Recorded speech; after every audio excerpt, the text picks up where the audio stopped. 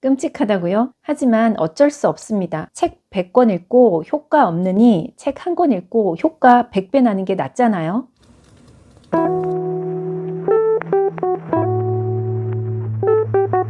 생각을 살짝만 바꿔보세요. 책은 읽는 물건이 아닙니다. 1년에 책 100권 읽기 목표를 잡으신 분들 죄송합니다. 목표를 잘못 잡으셨어요. 수많은 사람들이 책 100권쯤은 읽어야 돼. 이런 게 목표라고 해요. 왜 그럴까요? 책 많이 읽으면 좋다고 하니까 많이 읽고 똑똑해져야지. 혹시 이런 마음이신가요? 그런 생각으로 책을 읽는다면 영상을 시청하는 동안 생각을 살짝만 바꿔보세요. 책은 읽는 물건이 아닙니다. 책은 기록하는 물건입니다. 독서는 나의 뇌에 그 책의 내용을 기록하기 위한 것입니다. 이번 영상 제목이 책 한 권으로 효과 100배 만드는 독서법입니다. 책을 취미로 읽는 분들은 해당되지 않습니다. 그런 분들은 계속 취미로 읽으시면 돼요. 하지만 자기계발로 책을 읽으시는 분들은 독서는 공부입니다. 저도 예전에는 취미가 독서였어요. 하지만 지금은 아닙니다. 어느 날 이런 일이 있었어요. 독서를 하는데 와, 이 책은 진짜 좋은데 하면서 끝까지 읽었어요. 소설이 아니었고 에세이도 아니었어요. 전문 서적이었습니다. 끝까지 다 읽고 책장을 덮었는데 내가 읽은 내용이 뭐지?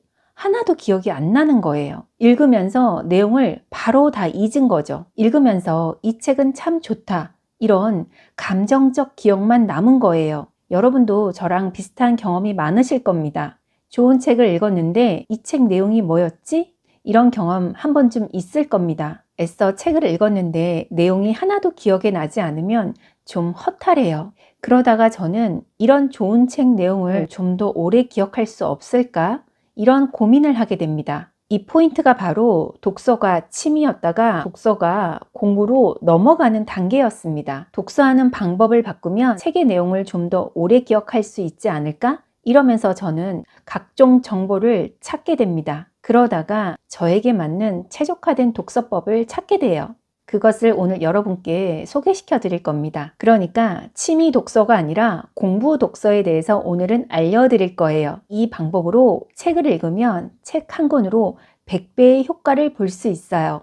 만약 지금까지 책 100권, 200권, 300권을 읽었는데 어떠한 변화도 없었다면 여러분의 독서 습관이 잘못됐다는 겁니다. 독서가 효과가 있으려면 시간도 있는데 책이나 한번 읽어볼까?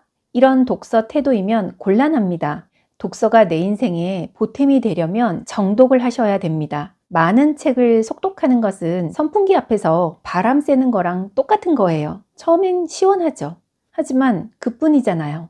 바람은 스치면 끝이죠. 읽는 걸로 끝난 거죠. 남는 게 없죠. 이것은 뇌과학적인 분명한 이유가 있습니다. 우리 뇌는 망각하는 시스템을 유지합니다. 중요하지 않은 기억들은 빠르게 지워버려요. 이것은 더 중요한 기억들을 저장하기 위한 뇌 자동화 시스템입니다. 뇌는 선풍기 바람처럼 스치는 걸 기억하진 않습니다. 일상에서는 그보다 중요한 정보들이 넘쳐나니까요. 책을 빨리 읽으면 기억에 남지 않아요. 인간의 뇌는 어제 일을 80% 정도 잊어버려요. 혹시 여러분이 어제 낮 2시 20분에 정확히 무슨 생각했는지 기억하세요? 누구나 기억나지 않습니다. 정상입니다. 왜냐하면 중요하지 않으니까요. 만약 기억나는 분들이 계시다면 매우 중요하기 때문입니다. 어제 하루 종일 280페이지의 분량의 책 한 권을 읽었다고 해볼게요. 하루에 책 한 권 읽으시는 분들도 있어요. 만약에 그렇게 책 한 권을 다 읽었는데 182페이지 10번째 줄에 어떤 내용이 있는지 우리 뇌는 기억할 수 있을까요? 아니면 특별했던 어떤 문장이라도 기억나세요? 아마도 기억나지 않을 겁니다. 그런데 이게 정상이에요. 어제 일 모두를 기억하려면 우리 뇌는 막대한 에너지가 필요합니다.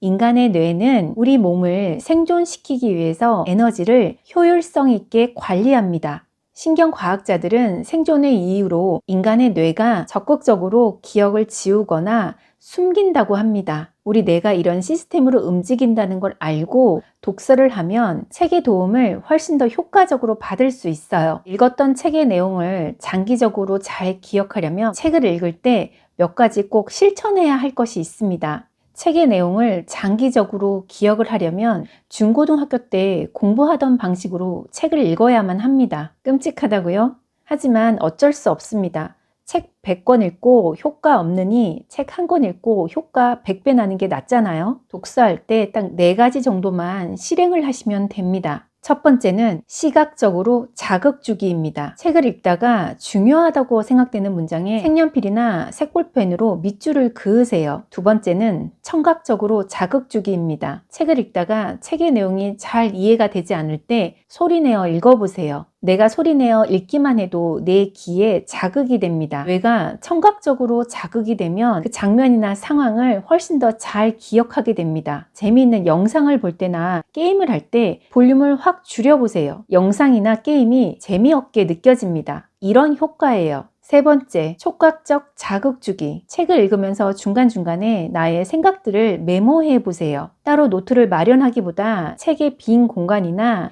그 문장 바로 옆에다가 메모를 하세요. 즉각적으로 손가락 움직임을 통해서 뇌가 자극되기 때문에 훨씬 더 책 내용을 기억하기에 좋습니다. 네 번째는 반복 확인하기입니다. 그날에 정해진 분량의 독서를 했다면 책을 그냥 덮어버리지 말고 우리가 밑줄 그었던 부분, 메모했던 부분을 시각적으로 다시 한번 확인을 합니다. 그리고 책 한 권을 다 읽었다면 그냥 덮어버리지 마시고 책 내용을 간단하게라도 정리하는 습관을 들이세요. 나중엔 이 책의 밑줄 친 부분만 읽어도 좋고요. 다시 읽어보기만 해도 그 책의 전반적인 내용이 따라서 기억이 나기 시작합니다. 그 자체가 다시 반복해서 뇌에 저장하는 역할을 합니다. 책 한 권 읽고 효과 100배 만드는 독서법은 일단 책의 내용을 잘 기억하는 거예요. 그 과정은 이렇습니다. 눈으로 읽고 소리내어 말하면서 듣고 생각을 메모하면서 감정적으로 남기고 다시 밑줄 친 부분을 읽으면서